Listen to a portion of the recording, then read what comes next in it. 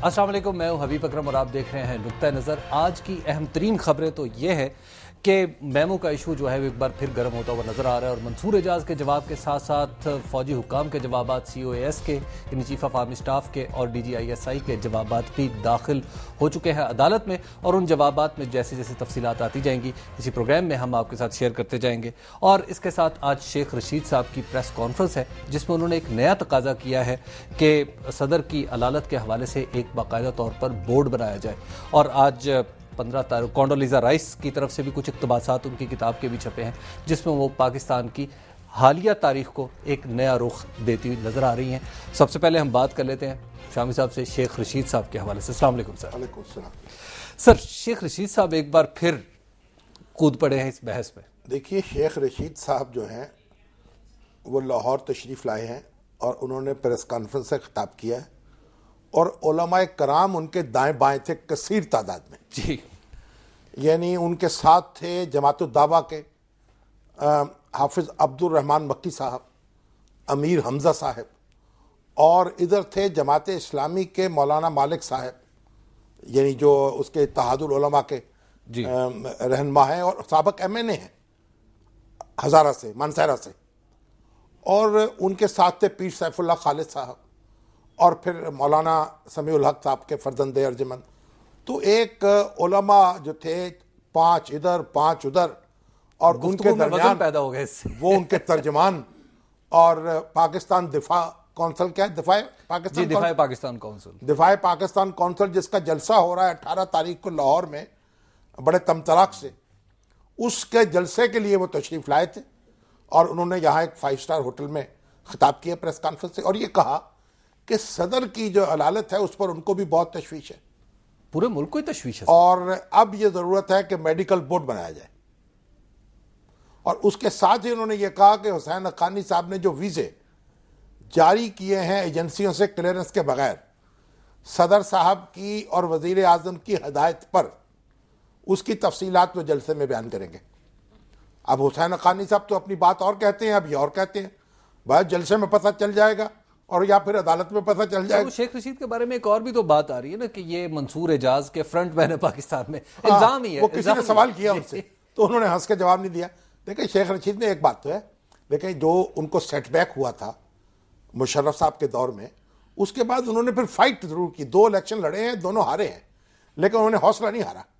तो इस लिहाज से तो मैं उनकी दाद देता हूँ कि वो लड़ते चले जा रहे हैं। अब तो इतने उलमा, आज तक मेरा ख्याल शेख साहब जो हैं, मौलाना गुलाम मुल्ला साहब होते थे रावलपिंडी में, वो परवरिश किया उन्होंने शेख साहब की, उनके हल्के के आदमी थे अपनी लड़कपन में, और उसके बाद उलमा के इतने जम्मे गफीर में वो मौजूद होंगे और उनके स्पोक्समैन होंगे। मैंने तो कभी इस बात का तस्वुर नहीं किया था, लेकिन बहरहाल हो गया ये। अच्छा सर, ये जो गुफ्तगू कर रहे हैं कि जी अदालत में बोर्ड बना दिया जाए, अब ये कैसे होगा? मतलब शेख रशीद आमतौर पे बात कोई थोड़ा सा सोच समझ की करते हैं। हाँ, बोर्ड उनकी तो तवक्को यह है कि सुप्रीम कोर्ट बोर्ड बना दे। अच्छा, और ये काम भी सुप्रीम कोर्ट, ताकि सुप्रीम कोर्ट बोर्ड बना दे और वो उनका मुआयना करे और पता लगे सदर की बीमारी क्या है, कितने अरसे तक वो बीमार रहेंगे, क्या उनकी सूरत हाल है। मगर अब मुसीबत ये हो जाती है, फर्ज के ये बोर्ड बना भी दिया जाए और उसकी रिपोर्ट भी आ जाए और वो बीमारी लंबी भी हो, तब भी सुप्रीम कोर्ट क्या करेगा? इसमें जो दस्तूर है ना, उसने तो सुप्रीम कोर्ट के हाथ बांधे हुए हैं। ये देखिए, जो दस्तूर की दफा 47 है, 47, उसमें ये साफ लिखा हुआ है, not with standing anything contained in the constitution the president may in accordance with the provision of the article be removed from office on the ground of physical और मेंटल इनकेपेसिटी फॉर यानी और impeached on A charge of violating the constitution और gross misconduct. यानी president पे अगर ये इल्जाम हो कि उसने दस्तूर की खिलाफ वर्जी की है या किसी मिसकंडक्ट जो है उसका इर्तिकाब किया है, गलतकारी का इर्तिकाब किया है, या वो जहनी तौर पर या जिस्मानी तौर पर माजूर हो गया है बीमारी की वजह से, तब भी मामला जो है वो तय करेगी पार्लियामेंट। लेकिन सर, इतनी जामिद शिक जो है दस्तूर की, तो ऐसी मौजूदा सूरत हाल में तो ये हमारे काम ही नहीं आ सकती। देखिए, बात असल में यह है कि दस्तूर दुनिया के बनाए जाते हैं इस तसव्वुर करके कि सदर जो है, और ख़ास तौर पर जो पार्लियामेंट्री पॉलिटिक्स में सदर होता है ना, वो तो एक सिंबल होता है और उसके बारे में कुछ तसव्वुर भी नहीं करता कि उसको अदालतों में घसीटा जाएगा या उसके खिलाफ कोई इस तरह का हंगामा बरपा होगा, क्योंकि उसे तो एडवाइस पे चलना होता है प्राइम मिनिस्टर की, और वो फिर एक यूनिटी होती है फेडरेशन की, और यहां तो सदर जो है वो पार्लियामेंट का हिस्सा भी है। अच्छा, इंपीचमेंट भी कैसी है, पार्लियामेंट के यानी किसी भी हाउस के 50% अरकान वो जब इकट्ठे होंगे तो वो दरखास्त देंगे कि हम सदर के खिलाफ, हमें ये चार्ज है, ये इल्जाम है।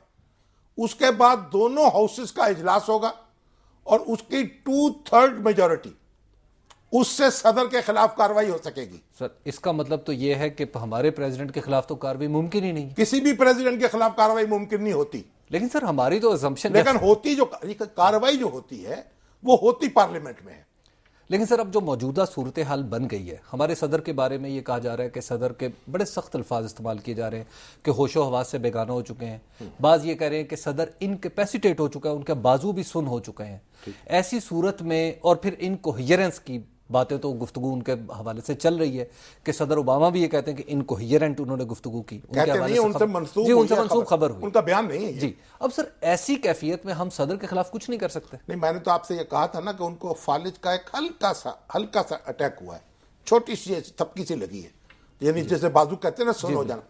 लेकिन अब देखिए, बात यह है कि सदर पाकिस्तान जो है, अब जो कॉन्स्टिट्यूशन आपका कहता है वो ये कहता है कि बीमारी हो जाए, जहनी बीमारी हो जाए, खुदा न खास्ता जिस्मानी बीमारी हो जाए, तब भी रिमूव करने का जो हक है और इख्तियार है वो पार्लियामेंट के पास है, ना सुप्रीम कोर्ट के पास है, ना किसी और अदारे के पास है, ना नैब के पास है, ना किसी हाई कोर्ट के पास है।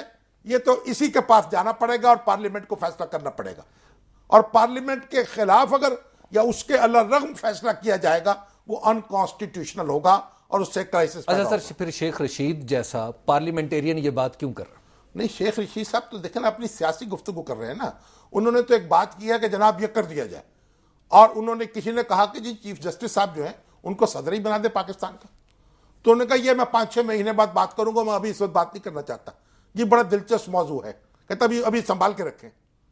अच्छा, हाँ, यानी गोया मुस्तकबिल के कोई इशारे भी हैं, यानी ये उन्होंने अपनी ऐसी गुफ्तगू की भाई अभी मुझसे बात करेंगे, ये मैं बाद में बात करूंगा। अच्छा शाम साहब, हमारे सदर के ऊपर मिसकंडक्ट के हवाले से भी बात हो रही है। एक जो मतलब ये सिर्फ परसेप्शन ये बना हुआ है, अभी उसमें हकीकत कोई नहीं है कि वो जो मेमो का सिलसिला था वो हमारे खुरा जो है वो ईवान सदर तक पहुंचता है। ओ भाई मेरे अच्छा, देखें, अब मिसकंडक्ट है, उसके बाद ये फिजिकल और मेंटल इलनेस भी है। एक जो परसेप्शन है सर, मैं अगेन परसेप्शन की बात कर रहा हूं। नहीं, मैं तो आपको बता दिया ना, ये सब कुछ फर्ज करें जितने मफरूजे आपने कायम किए हैं वो दुरुस्त हो, ठीक, तब भी ये जो दस्तूर कहता है आपका आर्टिकल 47, उसमें कार्रवाई का इख्तियार पार्लियामेंट के पास है, और पार्लियामेंट के अलावा किसी अदारे के पास ये इख्तियार नहीं है कि वो ये डिक्लेयर कर दे कि सदर तो जिस्मानी तौर पर इस काबिल ही नहीं है, या सदर जो है वो तो कॉन्स्टिट्यूशन की वायलेशन का मुर्तकिब हुआ है। आप तो दिलचस्प काम ये देखेंगे, हमारी सुप्रीम कोर्ट, उसकी फुल कोर्ट ये फैसला दे चुकी है परवेज मुशर्रफ के खिलाफ कि उन्होंने कॉन्स्टिट्यूशन की वायलेशन की है। एक वायलेशन तो ऐसी थी जिसमें सुप्रीम कोर्ट भी शरीक हो गई और पार्लियामेंट ने भी ठप्पा लगा दिया। एक वायलेशन वो थी जिसको कि हमारी सुप्रीम कोर्ट ने कहा कि ये वायलेट किया है और उस पर भी कोई कार्रवाई नहीं हुई। यानी सुप्रीम कोर्ट अगर कोई कार्रवाई कर सकती खुद तो परवेज मुशर्रफ पे करती, जिसके बारे में साबित हो चुका था। इनके बारे में तो अभी देखा जाएगा कि कब वो आएगी, राधा आएगी और कब तेल आएगा और कब नाचेगी। अच्छा सर, पॉलिटिकली सारी चीजें closing in on the president नहीं हो रही? नहीं, मैं तो कह रहा हूं, देखिए सियासी तौर पर तो इस पाकिस्तान में बहुत कुछ होता रहा है। आप अगर हम अपनी इब्तिदा से हमारी तारीख देख लें ना, तो हमारे यहां तो हमारे जो गवर्नर जनरल थे गुलाम मोहम्मद, वो तो कहते हैं कि उनको तो आवाज उनकी नहीं आती थी और गुनगुना के बोलते थे, और वो गालियां जो थी ना वो देने की बड़ी आदत थी उनकी, तो गाली भी नहीं दे सकते थे आखिर में। तो उन्होंने हमारे ये कुदरतुल्लाह साहब ने, ये किसने लिखा है कि उन्होंने नंबर लगा दिए थे गालियों के वो नंबर अपने सराने पे लटका दिए थे।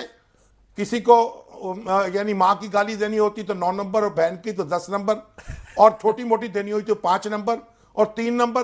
तो जब कोई मिलने वाला आता था तो वो उंगली रख देते थे उस चार्ट पर कि जनाब ये गाली नंबर 2 दे दीजिए इनको। तो हमारे प्रेसिडेंट साहब क्या करेंगे? अच्छा, अब उसका बड़ा एक लतीफा हुआ। अब उन्होंने कहा जी कि गवर्नर जनरल साहब तशरीफ लाए, एक बड़े मुअज़्ज़ज़ आदमी उनके पास आए। अब गवर्नर जनरल साहब को गुस्सा चढ़ गया उनकी किसी बात पर, उन्होंने 9 नंबर पे उंगली रख दी। अब वो बेचारा मुअज़्ज़ज़ आदमी तो बड़ा सदर, पता नहीं गवर्नर जनरल साहब क्या फरमाना चाहते हैं मुझसे।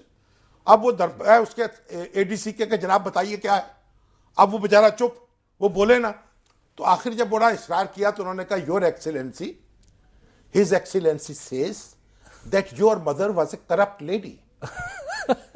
तो देखिए ये तमाशे पाकिस्तान में लगते रहे हैं। सर ब्रेक का वक्त हो गया, ब्रेक के बाद हम गुफ्तगू को यहीं से आगे बढ़ाएंगे और आप हमें कॉल भी कर सकते हैं 042-3636-8102 पर, ताकि आपके सवालात इस प्रोग्राम में शामिल किए जाए। देखते रहिए नुक्ता नज़र।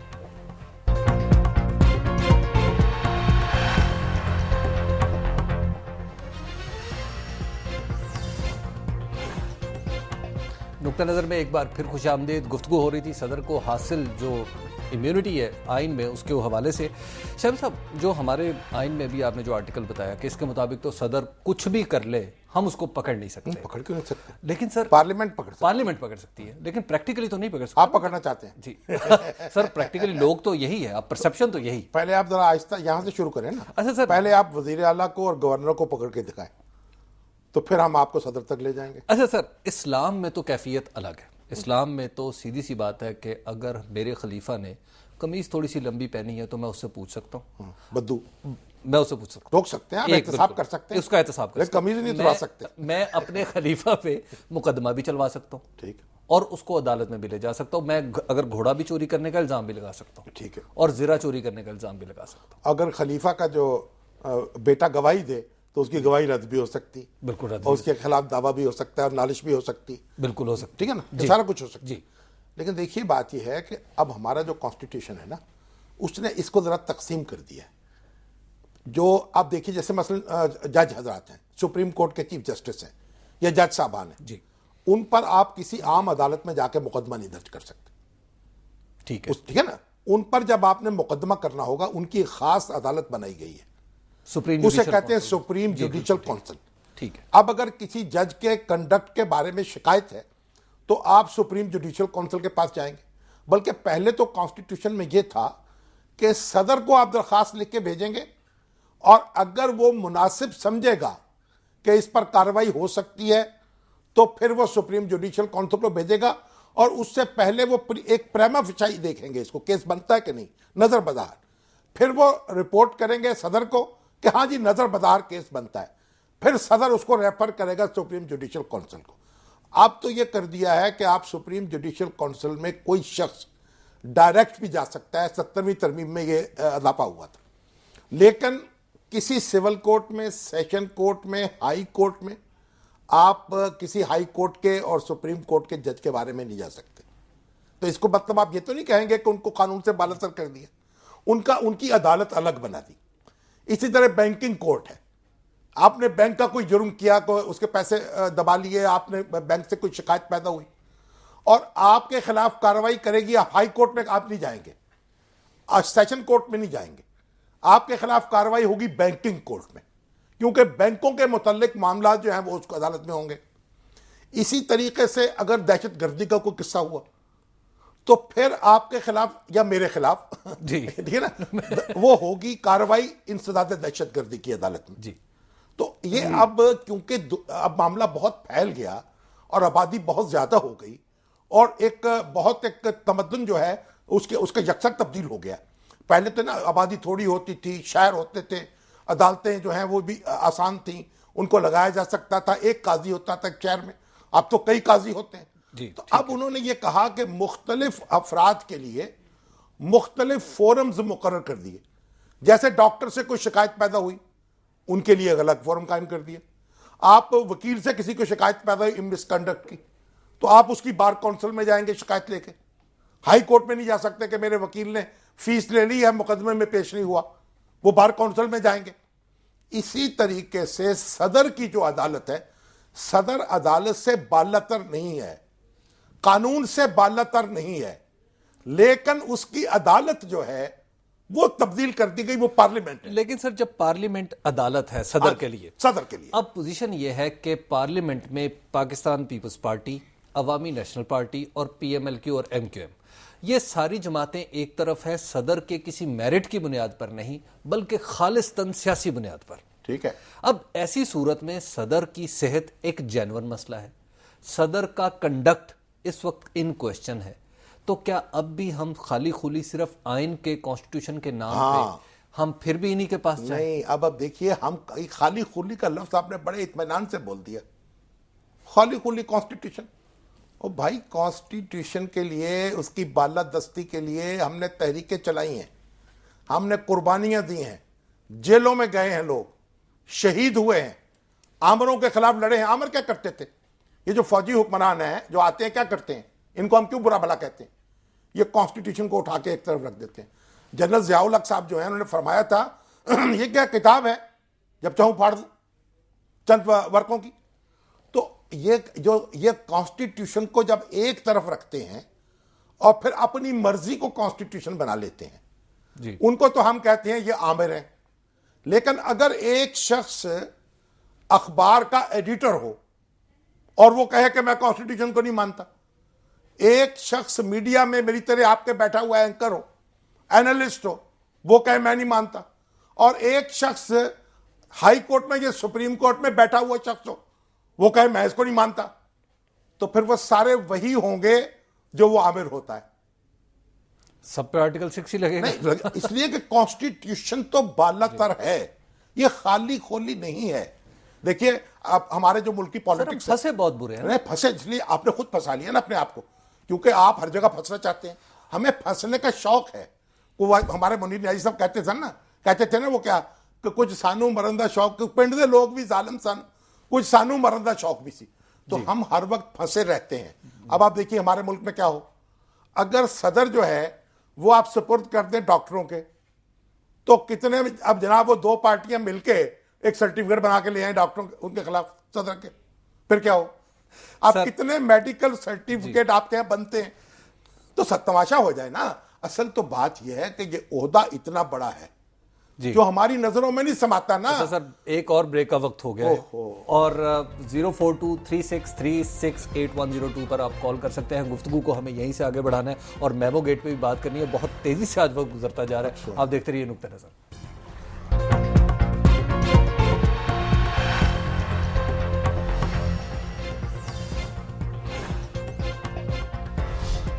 नुक्ता नज़र में एक बार फिर खुशामदीद। मंसूर एजाज की तरफ से मेमो के हवाले से अपनी तमाम तर मौक़िफ़ जो है वो अदालत में पहुंच चुका है। चीफ ऑफ आर्मी स्टाफ ने भी कह दिया है कि मेमो एक हकीकत है, इसकी तहकीक और तफ्तीश होनी चाहिए। दूसरी तरफ DGISI ने भी अपना मौक़िफ़ जो है वो अदालत में पेश कर दिया और अटॉर्नी जनरल सर कह रहे हैं शामी साहब के सदर की तरफ से कोई जवाब नहीं आएगा। पता नहीं सदर की तरफ से जवाब इसलिए नहीं आएगा कि इस वक्त वो जवाब दे नहीं सकते, या इसलिए नहीं आएगा कि वो कॉन्स्टिट्यूशनल प्रोटेक्शन समझते हैं, जवाब देना नहीं चाहते, कि उन्हें फरीक नहीं बनाया जा सकता। अब तक तो गवर्नमेंट का स्टांस यही साबित करता है कि गवर्नमेंट इसी स्टांस पे डटी हुई है। अब देखिए वो क्या कहते हैं। अच्छा, एक आर्मी चीफ ने ये कहा है कि ये मेमो एक हकीकत है, इसका जायजा लेना चाहिए। तो हकीकत तो यह है ना, यानी ऐसी एक दस्तावेज जो है वो मंसूर एजाज ने जेम्स जोन्स को भेजी जी, और उन्होंने आगे ईमेल की, उन्होंने रद्दी की टोकरी में फेंकी नहीं फेंकी, ये अलग गुफ्तगू है। गोया एक हकीकत तो ये मौजूद है।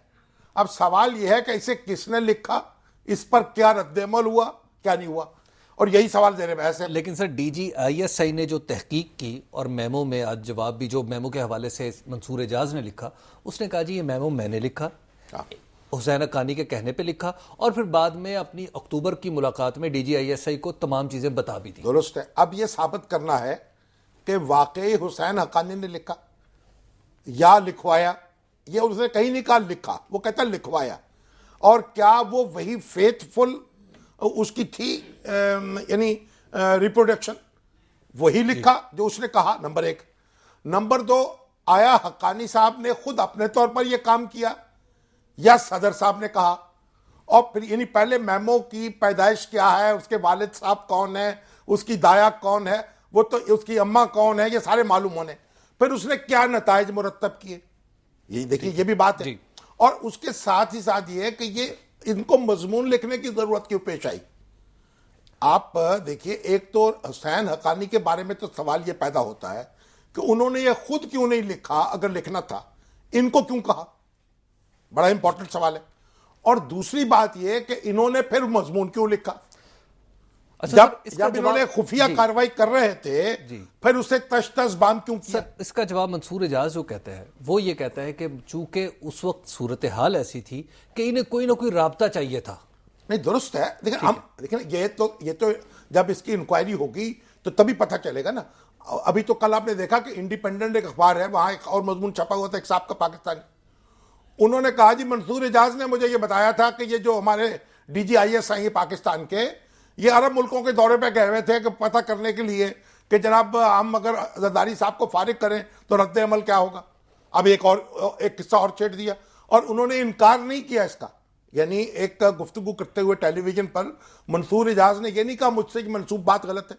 तो चलिए एक बात और भी आ गई, अब DGISI क्या गए थे वहां, और क्या वो कहते हैं अमेरिकन इंटेलिजेंस में जब मेरे सोर्सेज उनसे मालूम हुआ, और क्या वो तख्ता उलटना चाहते थे गवर्नमेंट का। यानी देखे, और ये जो मंसूर एजाज ने ताज़ा बयान जमा कराया है 80-81 सफ़ात पर मुश्तमिल, उसमें उन्होंने ये कहा है कि मुझे उन्होंने DGISI ने कहा कि हम हुकूमत का तख्ता नहीं उलटना चाहते।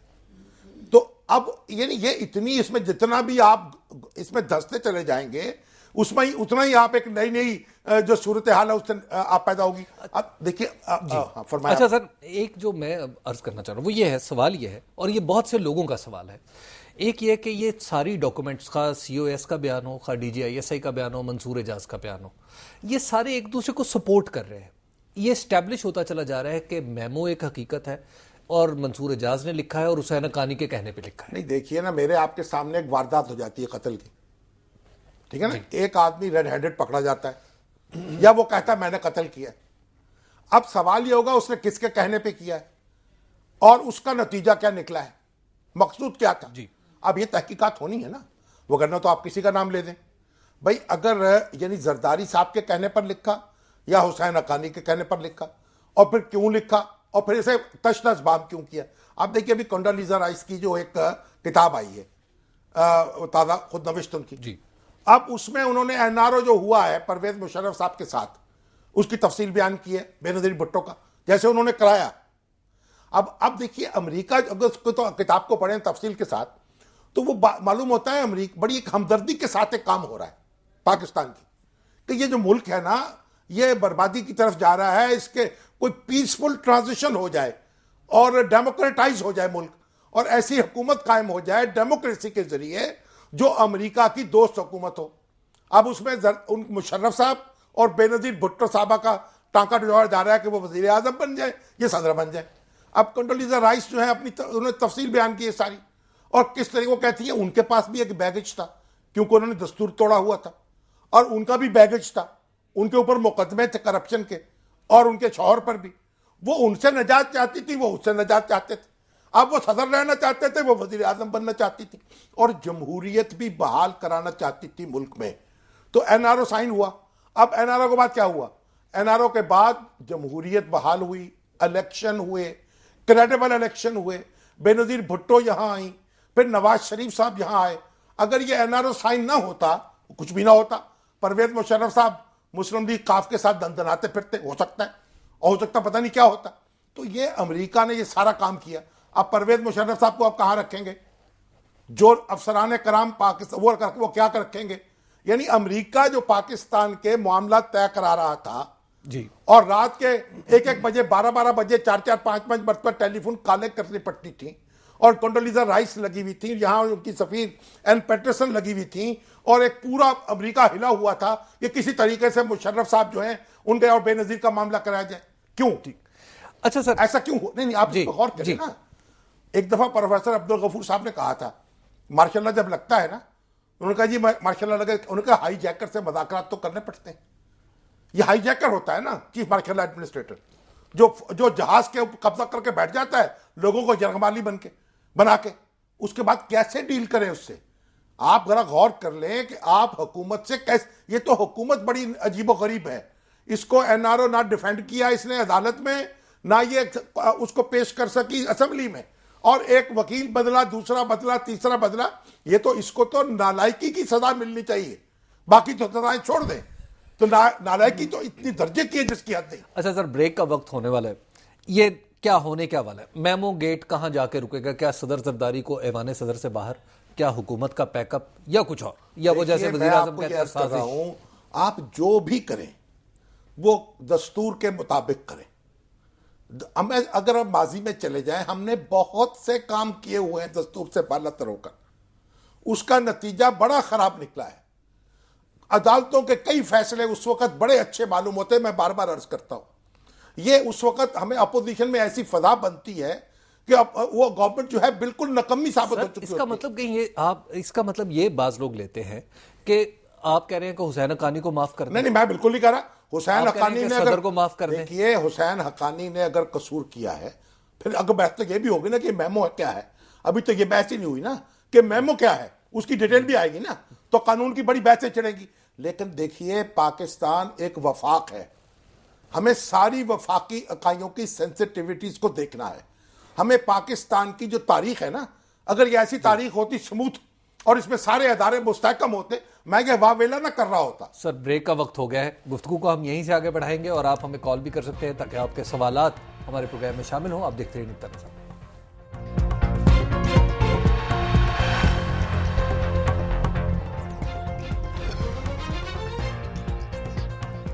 नुक्ता नज़र में एक बार फिर खुशामदीद गुफ्तगू हो रही थी हुसैन हक्कानी का मुस्तकबिल क्या होना चाहिए और सदर आसिफ अली जरदारी का मुस्तकबिल क्या होना चाहिए।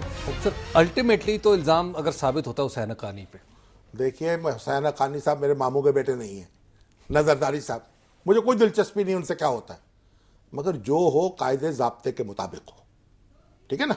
और बड़ी अच्छी तरह छानबीन के बाद हो, ये नहीं कि पहले आप क्या कहते हैं वो कि उस बुरा नाम दें और फिर मार दें गोली फलां को, कहते हैं ना कि मुहावरा है। बिल्कुल ठीक है। देखिए, मैं आपको एक बताऊं, ये 2007 में नवाज शरीफ साहब का एक मजमून छपा था वाशिंगटन पोस्ट में, उसमें वो क्या कहते हैं सुनिए, मेरे पास रखा हुआ है। द पीपल ऑफ पाकिस्तान, वो अमेरिका की तारीफ करते हैं, are waiting for the powerful voice of America to be heard clearly by the enemies of freedom. The generals must go back to the barracks. ठीक है। The judiciary should be reinstated.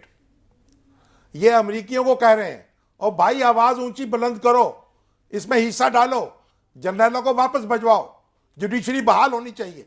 ये Washington post में लिख रहे हैं, दुहाई दे रहे हैं, क्योंकि जब पीछे अमेरिका की ताकत होगी और जनरल यहां काबज होंगे तो फिर क्या करेंगे आप?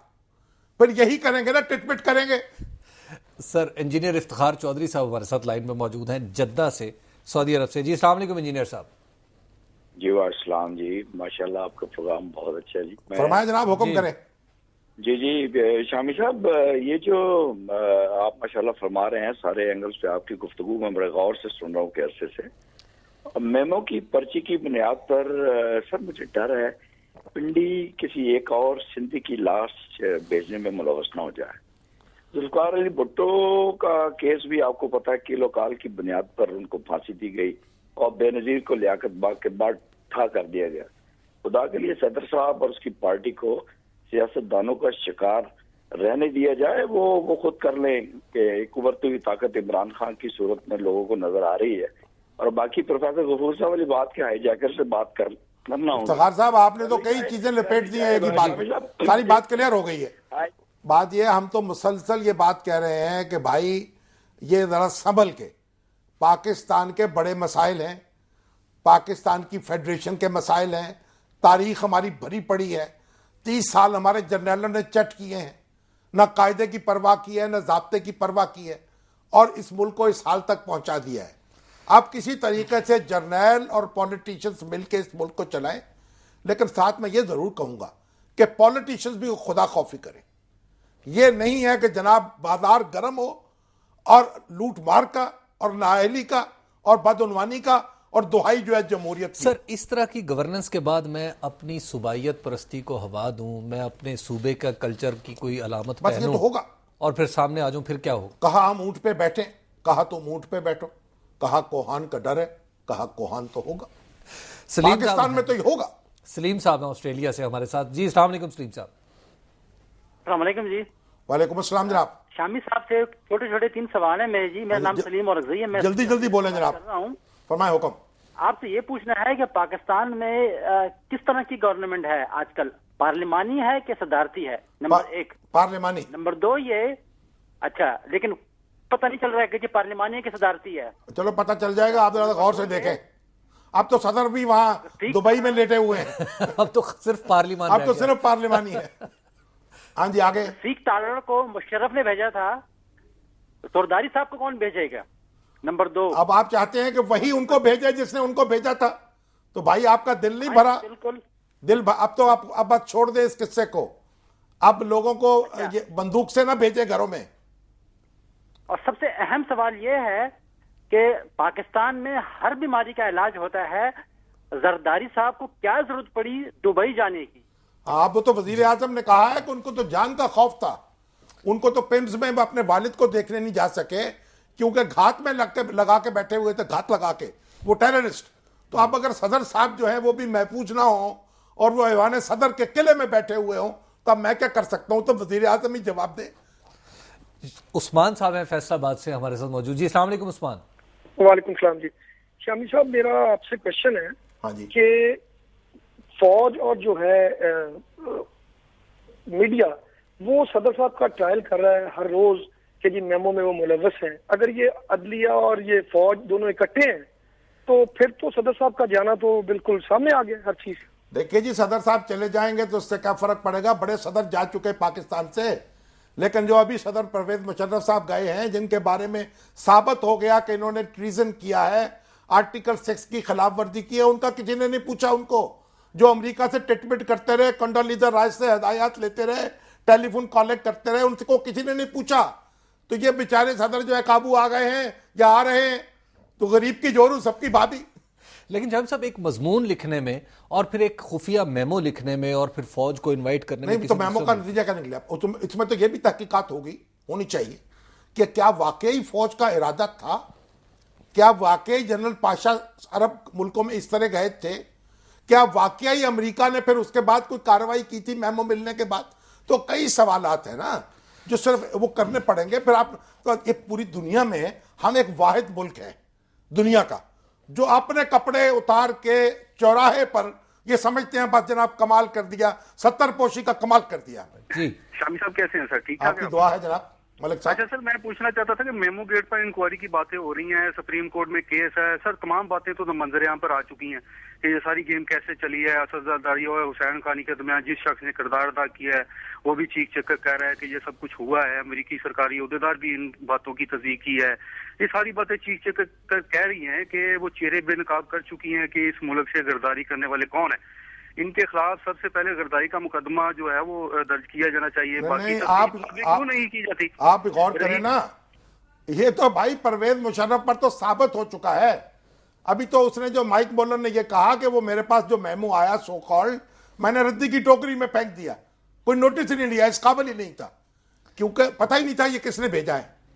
तो देखिए बात ये, हम एक हमारी तारीख पढ़ ले जरा, हम एक उबाल पैदा करते हैं, तो हंगामा करते हैं और उसके बाद 2-4 साल गुजर जाते हैं, याद ही नहीं होता क्या हुआ। बाकिर साहब हैं सरगोदा से दोबारा हमारे साथ लाइन पर मौजूद। जी बाकिर साहब। मैंने सवाल तो कुछ और करना था लेकिन अभी जो बातें आ गई हैं तो ये मुझे बताएं कि साबित कौन करेगा जुर्म किसने किया है, क्या क्या किया है। ये जो बातें हो रही हैं, ये अभी आप साफी हजरात जितने बैठे हैं टीवी चैनल पे, ये अवाम की बातें तो करते नहीं है। कानून ऐसा है, कोई मैं चोरी करता हूँ ये तो साबित हो जाएगा, मैं गरीब आदमी हूँ, मुझे थानेदार एक चित्तर लगाएगा और मैं ठीक हो जाऊंगा। लेकिन सदर साहब या वजीर आजम या मिनिस्टर या जागीरदार चोरी करे, डाका डाले, जो कुछ करे वो करता फिरे। अभी ये कौन साबित करेगा कि मेमो केस में गलत है या सही है? पार्लियामेंट में साबित करना होगा, वगरना परवेज मुशर्रफ साहब की तरह दंदनाते फिरेंगे। अच्छा शामी साहब, कुछ सवालात आखिर में चलते चलते बहुत कम वक्त रह गए तो फेसबुक से भी ले ले। शमीम अहमद साहब कह रहे हैं कि जरदारी साहब के खिलाफ जो सिचुएशन बन रही है, हम कितनी देर में इसको कंप्लीट कर लेंगे, यानी जरदारी साहब कितनी देर में डिस्क्लोज हो जाएंगे, पूछने का मतलब ये। तो वो है तेरी दुआ है कि हो तेरी आरजू पूरी, मेरी दुआ है कि तेरी आरजू बदल जाए। भाई तरीके से चलें, जो तरीके से जो मर्जी कर लें, मुझे कोई दिलचस्पी नहीं है। शामी साहब, आपका बहुत बहुत शुक्रिया। हमारे प्रोग्राम का वक्त खत्म हुआ चाहता है। कल फिर आपसे मुलाकात होगी और कल के हमारा जो अहम मौजू है वो होगा मशरकी पाकिस्तान की अलहदगी, और मशरकी पाकिस्तान की अलहदगी से जुड़े हुए बहुत से हक़ाइक़ भी हम आपके सामने लाएंगे और बहुत से ऐसे सबक भी जिसके बारे में जो शामी साहब ने अपनी आंखों से जो चीज़ें देखी और वो सबक भी जो पहले कभी आपने नहीं सुने, क्या हमने सीखे हैं या भुला दिए हैं, इस पर भी गुफ्तगू होगी। आज के लिए इजाज़त दीजिए। खुदा हाफ़िज़।